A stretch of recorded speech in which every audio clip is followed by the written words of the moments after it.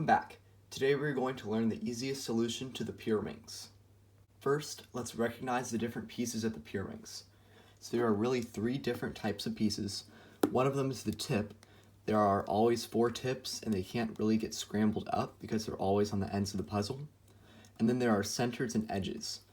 Edges have two colors, you can see here, and they're always on these edges of the puzzle. And then these are centers. Though these are still triangles, you see how these are different. These only have one color, while edges have two. For the easiest method, the first step I would take is to fix the tips. So this is very simple. All you have to do is turn them once, and they'll fix themselves. Now, as you can see, after 3 times, they turn back into their original position. So that means that in any position, they should always be at least one turn away. So now that you see we've only done a few moves and it already looks a lot more solved, this is good. So the next thing I would do is look only at center pieces. Now try to line up center pieces of the same color. Now this will be really simple because as you can see, these 3 center pieces always rotate along the same place.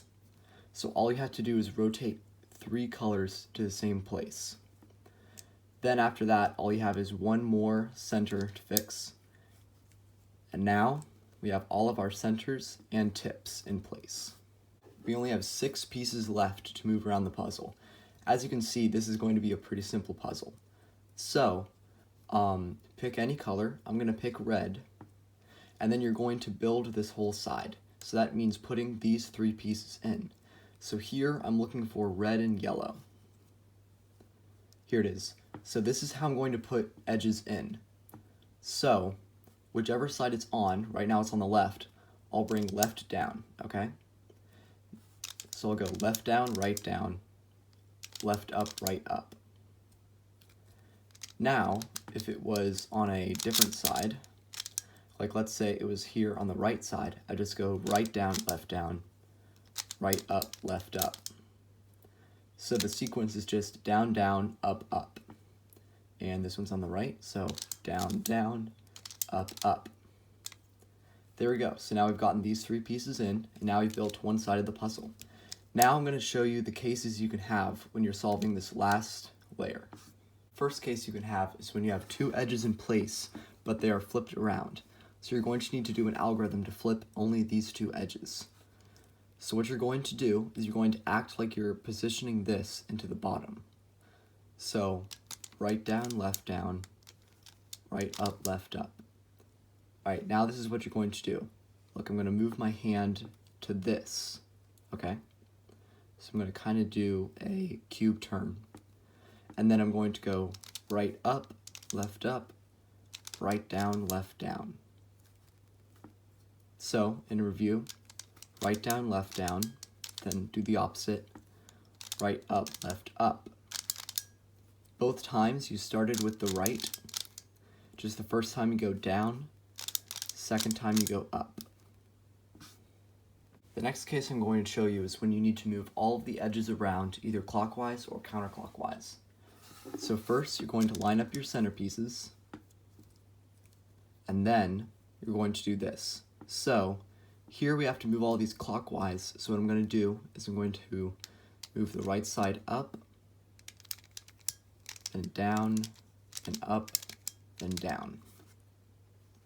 Now, if I had the opposite case, where they all need to move counterclockwise, I would simply do the same thing, but with the left side. So all you have to think about is moving it up, down, and then flicking with your pointer finger. No matter what side it's on, you can still flick with that pointer finger. Then, once you've gotten that, you're done. The last case I'm going to show you is when you have a mix of both of them. So you're going to have to recognize where each case is. I think the simplest way to do it is find which edge lines up with its colors. As you can see, none of these other edges will perfectly line up. So once you have this one, simply do the algorithm that flips these 2 edges.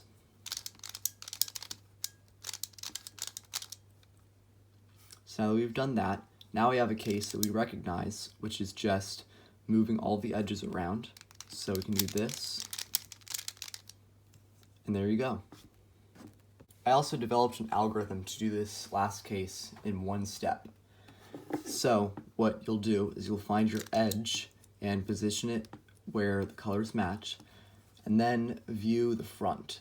So as you can see, the front will always have 3 colors of the same kind and 1 color that is different. So you'll bring that color that's different down first, and then do the opposites. And then to put this edge back in, going to move it here, and then simply insert it. And then after that, you can just fix the top layer. So you'll go like this, move it out of the way this way, and then bring it back in. This is not the most efficient way to solve the Pyraminx, and I have videos on more efficient and more advanced ways to solve it, along with tutorials for many other cubes. I hope this video is helpful to you, and for the future, good luck.